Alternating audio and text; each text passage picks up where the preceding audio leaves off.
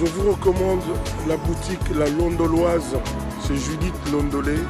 Si vous voulez être classe, chic, être habillé, être admiré. Parole de Mopao Mokonzi.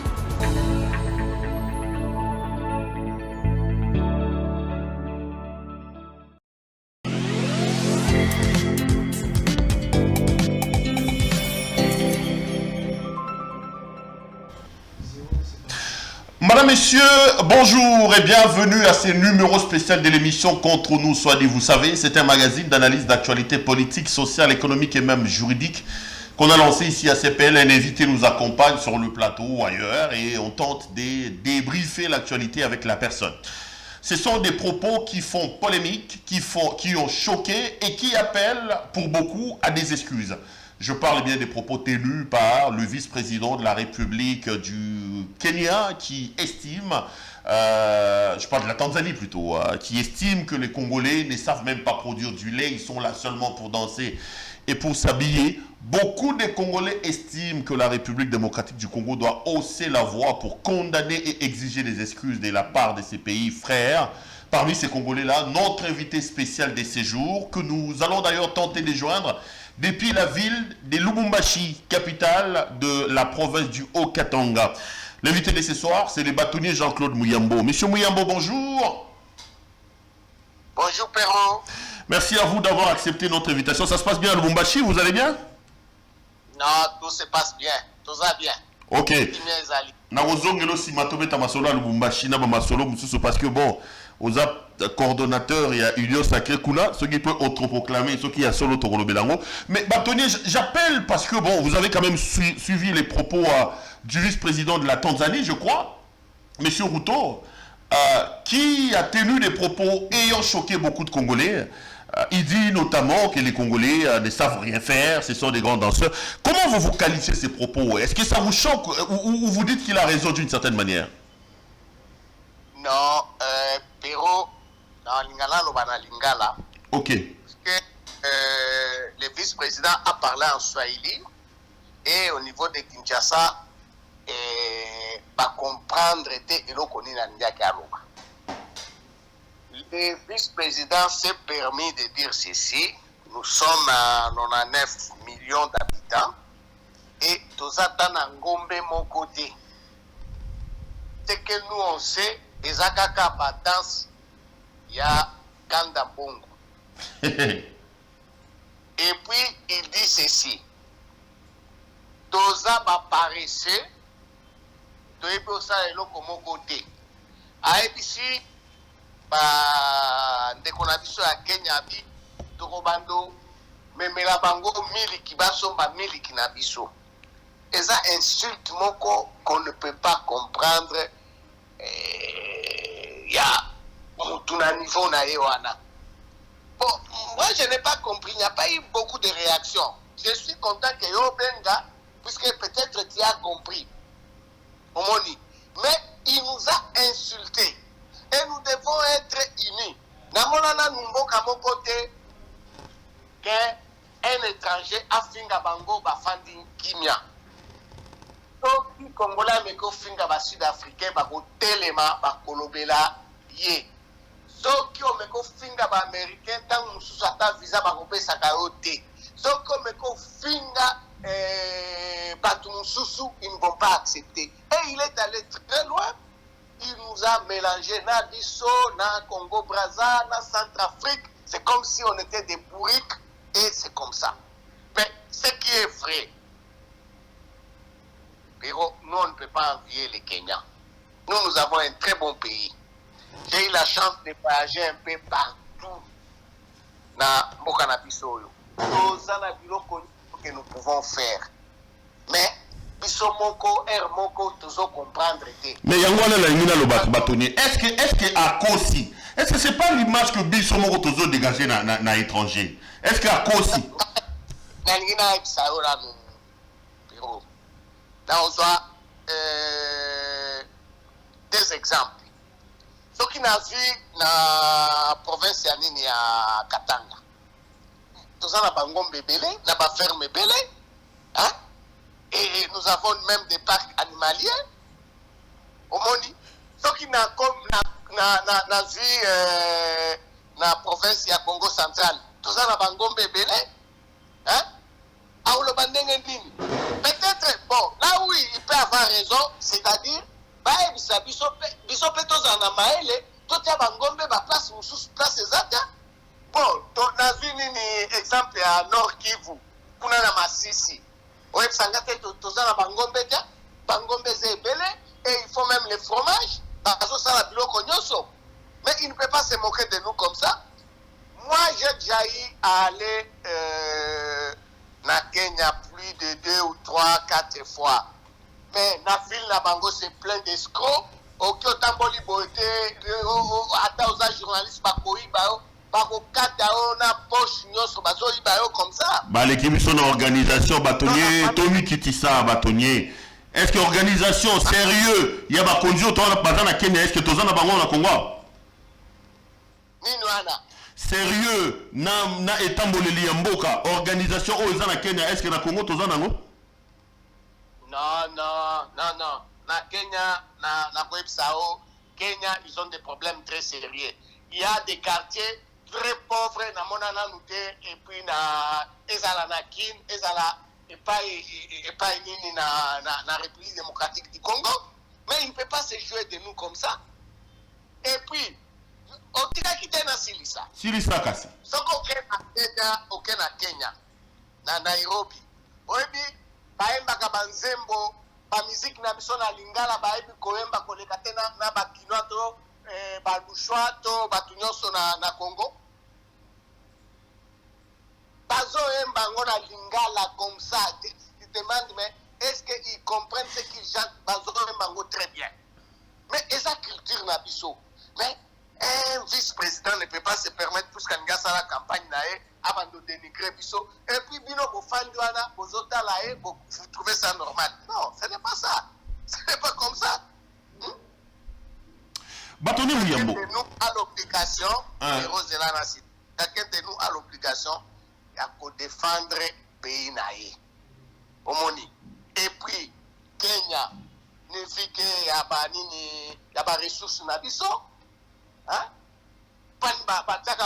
omoni lelo bakomi déséquilibré na baproblème ya banini na bango bacompagnie na bango puisque concurrence ekoti makasi lelo bato nyonso ya est wana bakende komema bapétrole bagazoil baessence kuna mais soki tosali yango te c'est là où je trouve que initiative ya nini ya kosala port na banana na Mwanda banana bala eza bien puisque de Mwanda jusqu'à Lubumbashi eza 2000 km soki tobimi Lubumbashi toke na Tanzanie c'est 2000 km soki toke na côté ya Mombasa kuna eleki mais soki tobando misa biloko na biso moko bacuivre na biso bacobalt nyonso ezoya ti na Mwanda papa ce pays là baoluka eloko nini lisusu non biso moko nde tozopesa bango valeur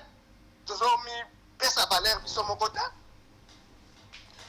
yango na lingi naloba Batoni Muyambo c'est bien de s'anoffisquer nde tozo s'anoffisquer yo oza moto ya union sacrée boana pouvoir na président Tshisekedi moto na union sacrée mais comment on va expliquer que bazofinga mboka ni réaction à ministre na bino affaires étrangères ni réaction à ministre de la communication ni réaction il y a présidence de la République. Est-ce que ça faiblesse il y a régime Tshisekedi tende comme si le roi bazo ba na pays étranger boy? Bon, et là on a ngina ebisa eza boy. Ye alobaki na Swahili. Il fallait être très attentif et puis eza lokwa Swahili ya Katanga te. Omoni Swahili ya Katanga na Swahili ya Kenya ikiseni. Il fallait être attentif pour oeba eloko nini alingake aloba. Mais j'étais content. Il y a quand même bateau qui ont réagi en anglais et puis en français. Et malgré ça, moi je pense, c'est à vous aussi maintenant, pour l'andelango, pour faire la traduction, mais pourquoi pas Boki Bobengi, ministre des Affaires étrangères, interpeller Nani. Non mais Batoni, pouvoir ça y a besoin d'une union sacrée. Bino Union Sacrée, est-ce que ce n'est pas la faiblesse du régime Tshisekedi tout ça? Parce qu'aujourd'hui, Bicho Tomo Londré, Congo, comme le Romo, la Mouki Bo réagir. Est-ce que ce n'est pas la preuve de la faiblesse du régime Tshisekedi et de l'Union Sacrée dont vous êtes membre? Héros, écoute-moi bien. Ça, c'est mon point de vue. Ok. La monnaie a un problème de l'Union Sacrée. Et un problème, Bafingi Biso, Bafingi Peyo, Bafingi Biso Nyoso. Est-ce que tu te rends au moins compte, on dit que c'est-à-dire on n'a rien. Vous savez, en fait, ce qui est vrai, ce Kamati chinois a vu le pangonayo et le Kayamba Kosala Nini a sali jardin. A Kolona Ndunda, Matembele, Bitekuteku, Biloko Nyoso. Mais Biso, non. Même pas la pelouse, Tongo Sala Biloko. Non. Écoute, quelque part, les gaillards, ils se moquent de nous, puisque effectivement, nous sommes des paresseux. Ça n'a rien à voir avec l'Union Sacrée. L'Union Sacrée vient de faire quoi là-dedans? Non. On va toujours défendre Bokanabiso. Nous devons défendre.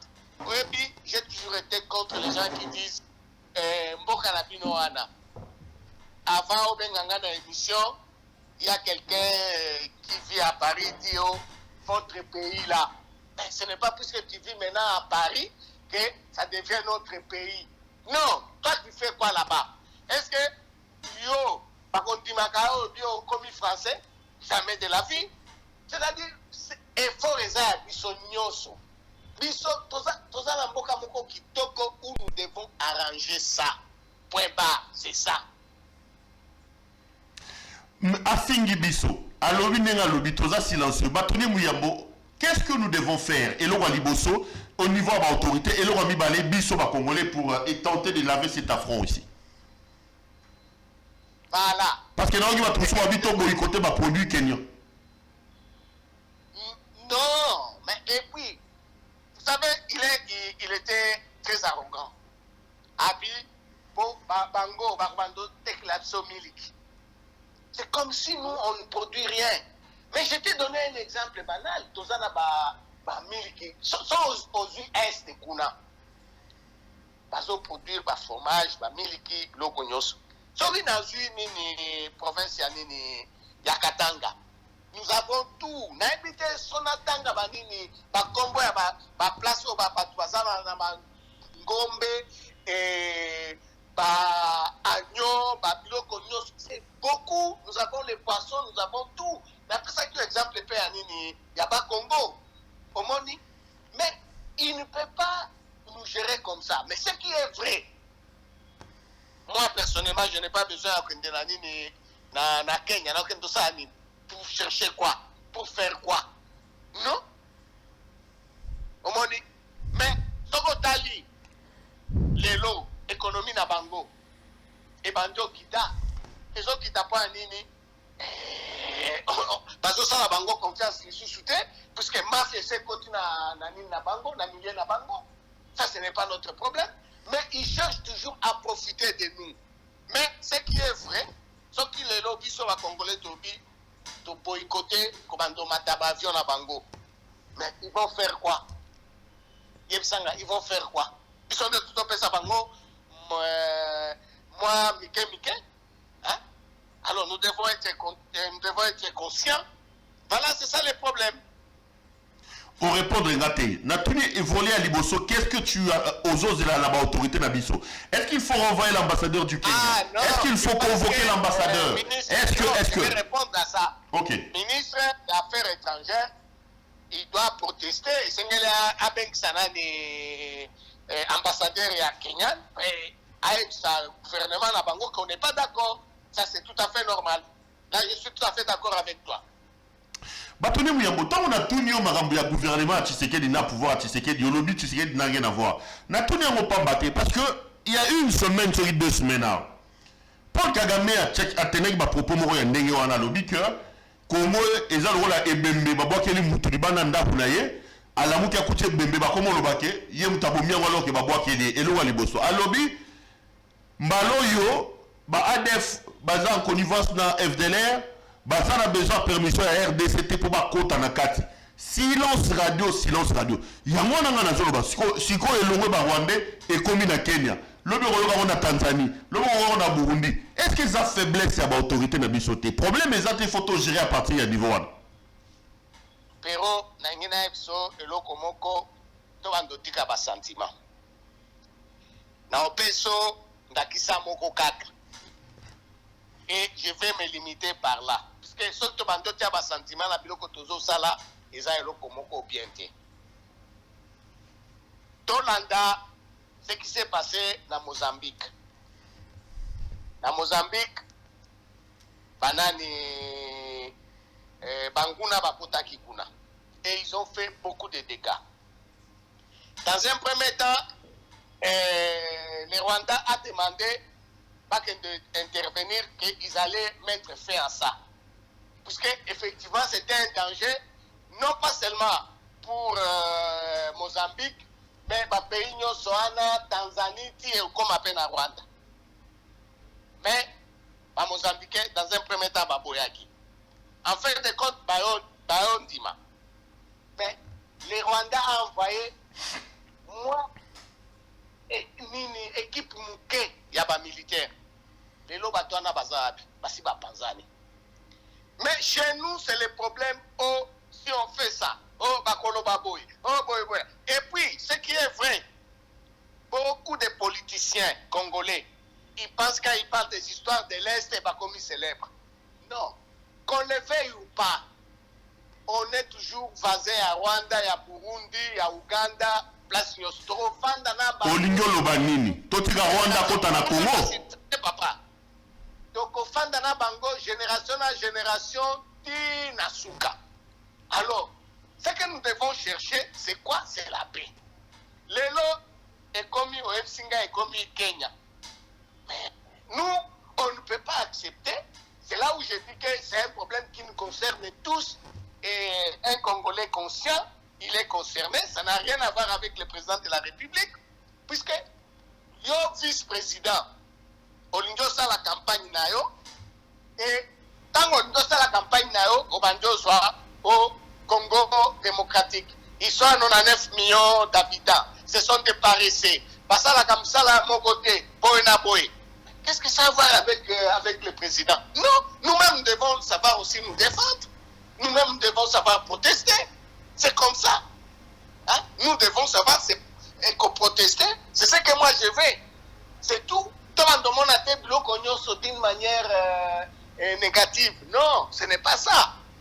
Hein? Même toi, là où tu es, si j'ai accepté, c'est parce que je sais que toi tu parles. Hein? Dans l'Obélayo, il faut protester. Puisque tu es concerné.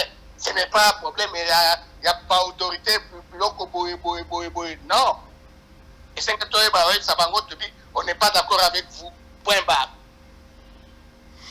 On n'est pas d'accord avec les propos tenus par les présidents, les vice-présidents du Kenya, et puis bon, ça devient de plus en plus compliqué. Alors, Batonena Kenemwa Moussika, il y a des acteurs politiques qui ont les lotés, il y a des Congolais qui ont les Kala et Tongo.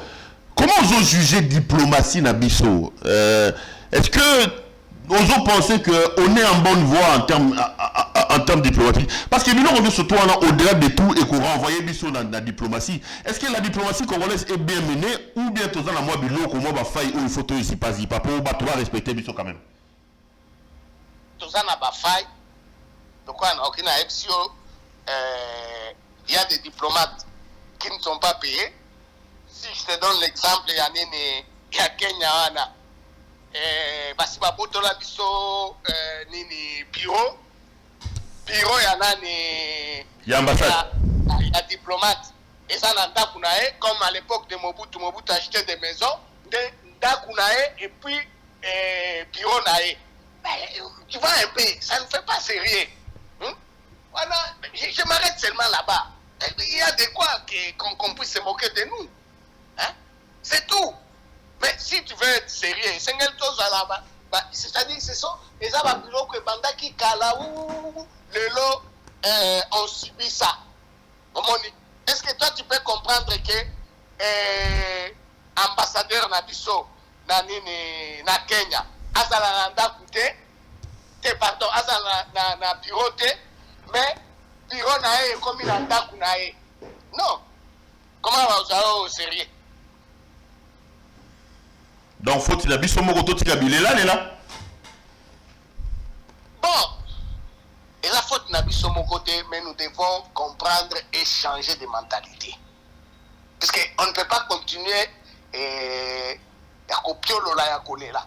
Moi je vais te donner un exemple Péro. Yo nanda kunayo. Mais tu ne peux pas dire que ndaku na eza salité si toi-même tu ne sais pas nettoyer ta maison. Nana o salela yo. Hein?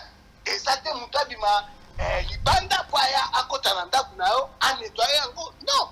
Tu dois être capable de le faire quoi ndaku nayo ezala kitoko so batu baye abi osala ndaku moko ya kitoko. Voilà. Batoni muyambe tokomo ke na biso na suka. Boni union sacrée na Okatanga. Balobi o s'autoproclamant ba pesa au poste te ozo bundara yo moko. Non. Union sacrée eza esprit. Union sacrée eza plateforme électorale hein? Et puis je vais me proclamer par rapport à qui? Au s'autoproclamant coordonnateur alors que le coordonnateur devait être le gouverneur. Non. Ça n'a rien à voir avec le gouverneur. L'union sacrée na Katanga ezaki idée à Baba Kyungu na idée nanga. Comme il était le plus âgé, c'est comme ça que Naipsaki na lobby yende aza coordonnateur la biso. Mais le vieux est parti, je suis là, c'est moi le coordonnateur. On ne peut pas accepter que quelqu'un... Non, Péro, nous devons être sérieux. Quelqu'un ne peut pas venir, il vient au Katanga, il ne sait même pas réunir les gens au Katanga, il s'est dit, puisque Azana parti Moko, il s'est dit non, c'est lui. Là, on n'accepte pas. On doit respecter chaque province,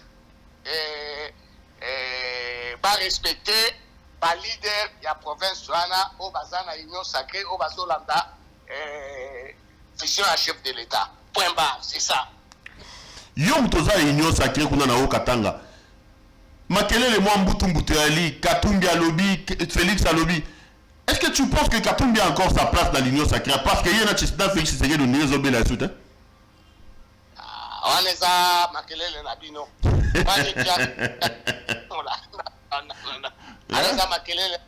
Et puis Bolingi Songi Ming. C'est ça le problème. Ce qui tue ce pays, c'est Oyoki, Balobaki. Non, ce n'est pas ça. Jusque-là, on a mon problème. Moko ezate. Botika Makamboana. Et puis, ce qui tue ce pays, c'est ça, Makamboana parti politique. Bango Mokonanu, na ose aba parti na bango. Mopulu esali. Boke bokoti na lingomba la batu mususu. Botie Mopulu. Alors, vous créez des confusions partout. Non. Moi, en tout cas, au Katanga, biso tozana biso kimia, problème moko ezate. Ça veut dire quoi? Ça veut dire pour Nayo Katumbi a toujours sa place dans l'Union Sacrée. Mais, Péro, n'habitez son azoloba na lingala, tona loba na français na kikongo. Tikala na tuna mituna te. Yo répondre na mituna. Katumbi a encore sa place dans l'Union Sacrée, Batoni Muyambo. Azoloba na langue nini. Na lobi osoyoki. Nasina loba. Hein? Nasina loba. Il est dans l'Union Sacrée. Il y a ça qui bino a dit à l'Union Sacrée. Alobaki. Alobi bongo te me biso to mo ndira o sa semblant. Non. Oana eza mobulu na bino ba journaliste. Omoni eza mobulu na bino et ce n'est pas bien. Botika e asa biloko ne azosala. Botika bo msusu bazosala biloko na bango bazosala et on continue. Voilà. Oleto to lukaba banguna bazoninga ko détruire Congo lokola vice-président na Kenya. Là, vous ne dites rien, mais vous linga kaka o ya lobaki nini, asali nini, boenabo, lokuta, déshabienté. Batoni Muyambo, oyoki marabu Denis Kadima lobi, mbongo bapesi était-il donc on irait élection aux Athènes en 2023. il y a maintenant une confusion. Ministre de la Finance a dit à sa PCE 37 millions. Mais Kadimaya Lobi a joué le bon côté. Mais na monaki nenge bakende ki kosala IGF akenda ko monae basali nini, je pense tout va bien se passer. Et le président de la République a bien dit que l'élection est ezala en 2023 et c'est ça notre souhait. Si on sotoningi l'élection ezala. Bon, makambo ba cop o ralingi boye. Bon, ce qui est vrai, il faudrait que Seni Esengeli ezala autonome, hein? Autonome sur tous les plans. Ezala pona mbongo to biloko mususu Esengeli ba pesa bango badini wana. S'il faut ba audit, bakobanda auditer bango. On comprend. Boki bo bando binisa batu boete lokwa bazoba non. Biso tongi to sombe la bino boye. Non, ce n'est pas ça. C'est comme si tu as un enfant. Il a déjà 18 ans. Mais ce qui a lingi a son pantalon nae. Mais qui a son pantalon nae? Hein? Moi, je n'ai pas pantalon et ça 100 dollars au moment où ils ont 50 dollars. Non. Mais c'est ni éboïté à vie s'il y a moyen. Akomando sala bango dit, pas sala bango dit. Allez, pour pesa bango mbongo, biloko nyonso, potika. Mais quand on appelle ça qui bango bambongo ana, pas une gouvernement va quitter, si va décaisser bongo ana 37 millions. Et quand il y a eu un problème maintenant, oh non, nous on a déjà décaissé bongo boé. Là ça ne va pas. Cacophonie, hein, gestion de la réunion sacrée en Mboka Mindondo, hein, oya logo, oya zong. Non. Là, ok, Pembe ni papa. Puisque na mon. Ya o mon ba Congolais ba komo le la Kabila zonga. Non, c'est ni ezana nini te. C'est ni ezana na yo sacré. Pas non buki okuta.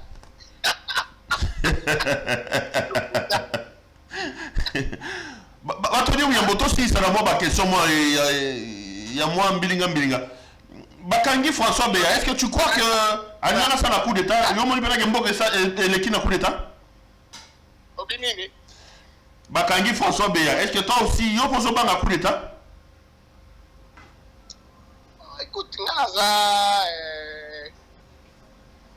je ne sais pas quoi ça parce que na évité wana makambo à service hein. Je ne connais pas, donc il a évité na ça nini à ce qui concerne le problème à coup d'état. Non, je suis en dehors de ça. Moi, ce qui m'intéresse, c'est la démocratie, qu'on arrange les pays, qu'on organise les élections. C'est là où je soutiens la CENI, point barre. Pas besoin de Mosolo, Balingi, token de la élection. Le reste, non, moi, Naïbi Makambo Anati. Batonye Togo Miabiso na Souka, Ozaka Tanguay, Botaï va célébrer 10 ans à Augustin Katumba Mouake. Image je regarder il y a Augustin Katumba Mouake. C'était un homme serein. Et il a servi Batunyoso, Abandako Landa Ekolote, tout autour nae Batunyoso Bazalaki. Et il est parti, comme il est parti, mais il a fait quand même beaucoup de merveilles dans le territoire en Preto, où il a transformé un village et commis ville, et où les gens aujourd'hui, effectivement, ils ne peuvent pas envier Batuazo vendre dans la ville à Lubumbashi, à Kinshasa, ils ont tout, bazan à l'aéroport, bazan à cité na Bango, bazan à Biloko Nyonso, tout. Alors, moi je pense que c'est, si chacun de nous peut faire ça dans son village, je pense à ce moment-là, je sais que ça va t'énerver. Et fort à Tata Mokonzarobi, 145 territoires développés, il faudrait et la développer réellement. C'est ça, c'est ce que nous voulons. Il ne faudrait pas les lots Batunio au Gendewapi, oyebi place okende te puisque na mboka nao tu n'as même pas une maison ata parole oza nango te oza kaka ofandi na Kinshasa ozopelola lokola perroquet là ça ne va pas voilà yasuka penza yango Kabunda azosenga ba autorisé à kende mbuso azo signé te. Est-ce qu'on peut estimer que le fait qu'on l'ait chassé de l'UDP c'était une bonne idée? Et puis est-ce qu'il faut qu'il démissionne du Parlement? C'est quand même un compagnon de lutte au Bogundi là pour avoir reconfiguré majorité, non?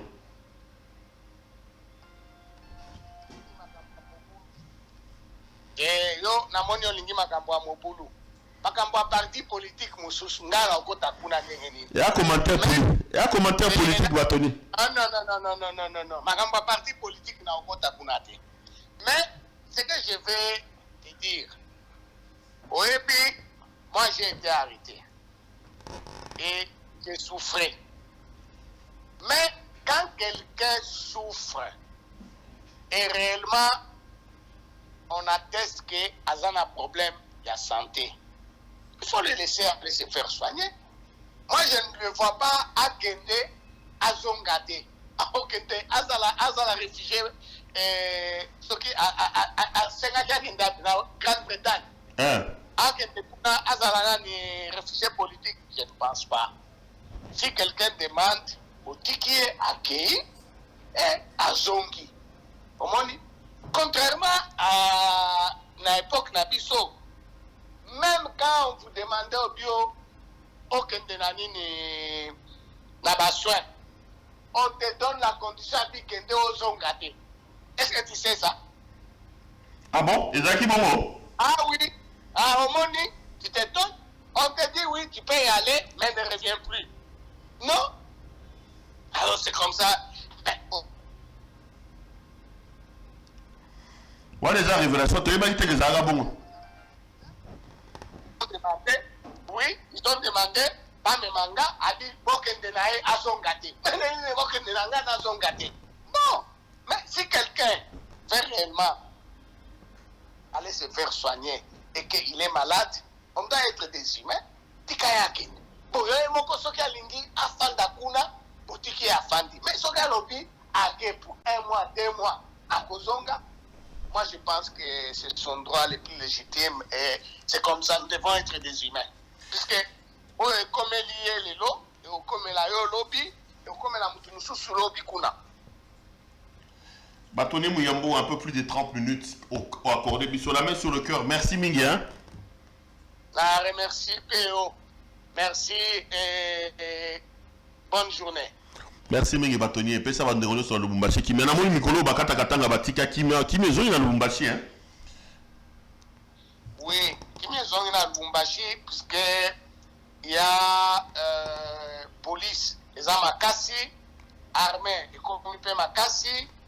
Alors, il y a un peu d'aventure, d'aventurier Moko, on a créé ce qu'on dit en Swahili, Misozo, désordre, mais ça va. On est calme en tout cas pour ces derniers temps.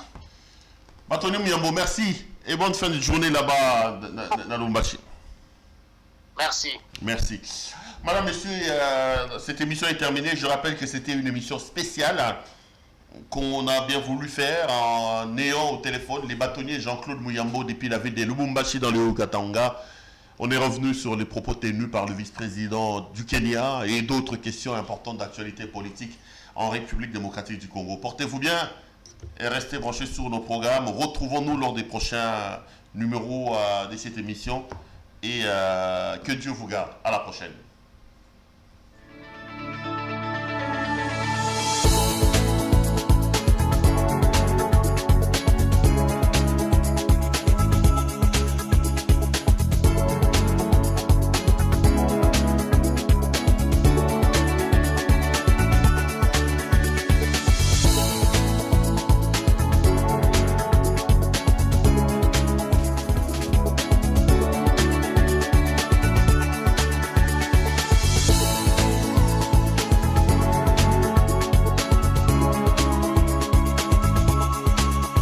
Je vous recommande la boutique La Londoloise c'est Judith Londolé.